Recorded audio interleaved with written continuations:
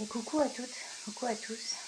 Je vous fais une petite vidéo parce que je voulais vous partager une réflexion.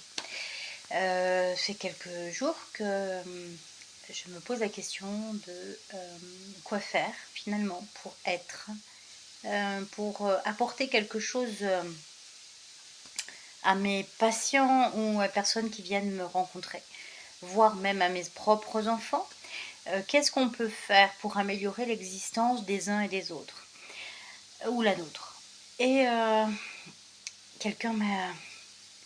Je remercie d'ailleurs la personne qui m'a donné cette inspiration, puisqu'elle a dit, enfin voilà, dans le cadre d'accompagnement, elle dit: je ne sais pas parfois ce que j'apporte aux autres.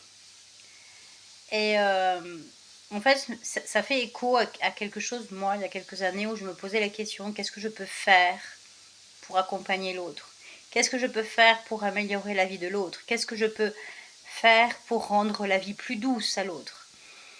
Et puis, je me rappelle d'un jour où, il y a quelques années en arrière, j'ai fait un accompagnement de fin de vie à une personne que j'avais rencontrée dans le cadre de mon travail. Je l'accompagnais 3 mois, et au bout de 3 mois, elle est décédée.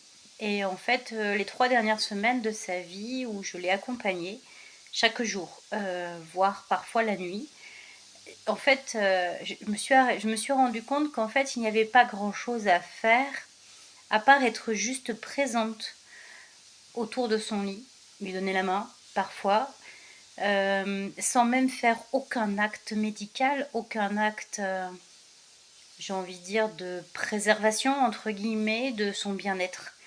Hormis, voilà, les choses très basiques, très simples.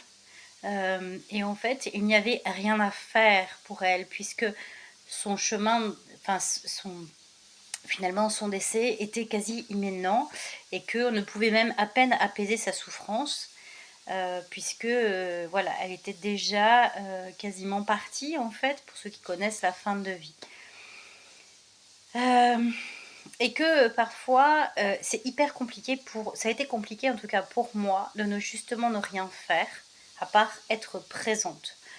Et je crois qu'aujourd'hui, ce qui me vient ce soir en tout cas, c'est que parfois la présence, même dans le silence, est beaucoup plus importante qu'un acte, que de faire quelque chose à l'autre, ou que de lui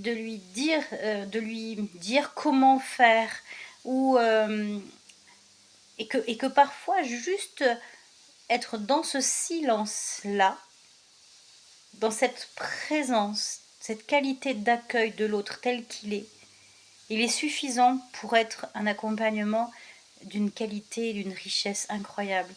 Parce qu'on nous fait croire depuis tout petit qu'il faut faire quelque chose pour être aimé, ou pour réussir, ou pour être le mieux accompagné, pour être le plus aidant possible. Alors qu'en fait, parfois ne rien faire, ne rien tenter pour l'autre, c'est comme ça qu'on l'accompagne au mieux. Et je remercie toutes les personnes qui m'ont accompagnée sans rien faire, à prendre conscience de ça, parce que ça m'apaise beaucoup. Et je crois qu'aujourd'hui, j'ai envie en tout cas de plus en plus de ne rien faire que d'écouter, et que d'être parfois dans la présence d'une main, d'un sourire, d'un regard. Et parfois juste le regard accompagne beaucoup plus que tout le reste. Un sourire, une chanson, un son, juste ça. Et c'est suffisant parfois pour accompagner les derniers instants d'une personne, les premiers instants d'ailleurs, parce que cette qualité d'accueil et de présence, elle est 2 fois plus importante pour moi. Et c'est ce qui fait que nous sommes humains. Et la qualité de notre humanité, elle dépend de la qualité de notre présence. Alors je ne sais pas ce que vous en pensez, mais là c'est une réflexion que je vous partage. Je ne sais pas si j'ai tort ou si j'ai raison. Prenez-le que si ça résonne avec vous. Et croyez-moi, de tout mon cœur et de toute ma présence, je suis avec chacun de vous, chacun de vous, où que vous soyez. Merci pour votre présence si précieuse, même ceux que je ne connais pas. Je vous embrasse.